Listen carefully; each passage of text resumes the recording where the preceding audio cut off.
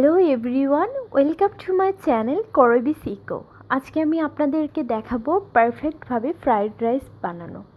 তো আমি fried rice বানানোর জন্য যেগুলো উপকরণ লাগবে আমি আপনাদের সুবিধার্থে সবগুলো উপকরণ এখানে আগে থেকে দেখিয়ে দিলাম। তো আমি এখানে বাসমতি রাইসটা নিয়েছি। তো আনফর্চুনেটলি এখানে আমি বাসমতি রাইসটা রাখতে পারিনি, আমার মনে ছিল না, পরে মনে হয়েছে ভিডিওটা দেখার পরে। তো আমি আগে একটা ফ্রাই প্যানে পানি দিয়ে এখানে আমরা কিছুটা লবণ এবং তেল দিয়ে দিলাম। এখন আমরা বাসমতিটা রাইস দিয়ে এখানে আমরা 85% কুক করে নিব এবং আপনারা অবশ্যই ভিনেগারটা অ্যাড করবেন। ভিনেগার অ্যাড করলে চালের কালারটা অনেক ব্রাইট লাগে।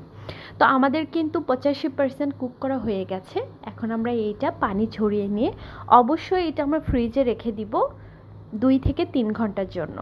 এখন আমরা আমাদের ভেজিটেবলসগুলো একটু ভাপ দিয়ে নিব। তো ভেজিটেবলসে এখানে ছিল গাজর, ছিল পাতাকপি, ছিল এবং বরবটি ছিল, 3টা ভেজিটেবলস। এখন আমি ভালোভাবে এটা ভাপ দিয়ে নিব। তো ভাপ দিয়ে নেওয়া হয়ে গেলে এটা আমরা উঠিয়ে নিব। দেন আরেকটা ফ্রাই প্যানে আমি এখানে ডিমগুলো ফ্রাই করে নেব। তো এখানে আমরা 3টা ডিম নিয়েছি। তো 3টা ডিম এখানে আমরা ফ্রাই করে নিব, ভালোভাবে ফ্রাই করে নিব, নিয়ে এটা আমরা তুলিয়ে রাখবো। আমরা ফ্রাইড রাইসটা রেডি করার জন্য আবারও চুলায় একটা ফ্রাই প্যান বসিয়ে দিব এবং এখানে আমরা কিছুটা আদা কুচি এবং কিছুটা রসুন কুচি অ্যাড করব, করে আমরা এখানে চিকেনটা দিয়ে দিব। তো আমি এখানে চিকেনটা কিন্তু আগে থেকেই লেবুর রস এবং ভিনেগার দিয়ে ভালোভাবে ক্লিন করে রেখেছি, যেন চিকেন থেকে কোনো স্মেল না বের হয়। তো এখন আমি রসুন কুচি আদা কুচির সঙ্গে চিকেনটা ভালোভাবে এটা ভেজে নিব। আপনারা একটা জিনিস মনে রাখবেন, চিকেনটা যখন ভাজবেন অবশ্যই এটা লো হিটে ভাজতে হবে, কেননা চিকেনটা যদি পুড়ে যায় তাহলে ভেতরটা কিন্তু কাঁচা থাকবে, তো খেতে গেলে একটুও মজা পাওয়া যাবে না। এই জন্য এটা লো হিটে ভাজতে হবে। তো আমি এখন এখানে গোলমরিচের গুঁড়াটা অ্যাড করলাম এবং সয়া সস অ্যাড করলাম। তো করে এটা আবারও হালকা নেড়েচেড়ে নিতে হবে।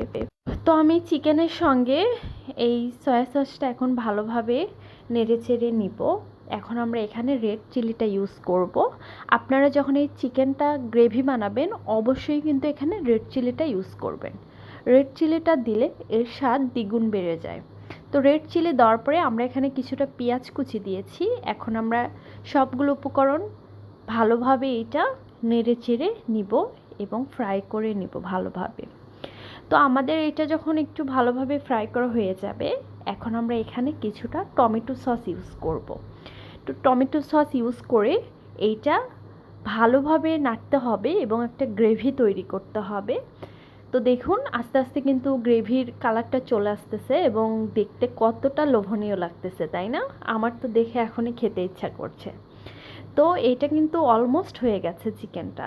তো হয়ে যাওয়ার পর আমরা যেটা করব, ফ্রিজ থেকে রাইসটা বের করে আমরা এর মধ্যে দিয়ে দিব এবং রাইসের সঙ্গে চিকেনটা ভালোভাবে এটা কুক করে নিতে হবে। তার আগে আমরা এখানে red capsicum, yellow capsicum, green capsicum এখানে চিকেনের মধ্যে দিয়ে দিব এবং আমরা দিয়ে রাখা ভেজিটেবলসগুলো দিয়ে এইটা ভালোভাবে আগে ভেজে নিতে হবে। তো ভালোভাবে ভেজানো যখন হয়ে যাবে তখন আমরা এখানে বাসমতি রাইস, যেটা আমি আগে থেকেই কুক করে নিয়ে ফ্রিজে রেখেছিলাম, সেই রাইসটা এর মধ্যে আমি দিয়ে দিব। তো রাইস দেওয়ার পরে এটা অনেক আস্তে আস্তে এটা নাড়তে হবে, কেননা চালটা যেন কোনোভাবে ভেঙে না যায়। চালটা যদি ভেঙে যায় তাহলে কিন্তু এটা দেখতেও ভালো লাগবে না, আপনাদের খেতেও কিন্তু ভালো লাগবে না।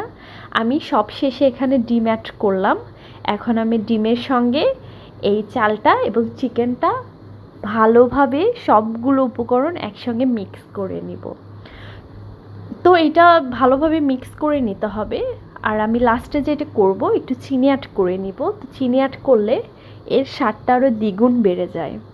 তো আমি আপনাদেরকে সব সময় ইজিভাবে রান্না দেখানোর ট্রাই করি। আমি জানি না আপনাদের কাছে কেমন লাগে, আপনারা অবশ্যই ভালো লাগলে আমাকে কমেন্ট করে জানাবেন আপনারা কেমন টাইপের রান্না আমার কাছ থেকে চান, আমি দেওয়ার ট্রাই করব। তো আমাদের সব শেষে এখানে আমরা আবারও একটু গোলমরিচের গুঁড়া দিয়ে এইটা নেড়ে চেড়ে এখন আমরা জাস্ট সার্ভ করে নিব।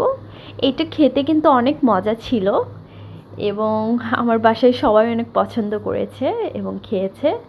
তো যাই হোক না কেন, আজকের মতো এতটুকুই। আল্লাহ হাফেজ।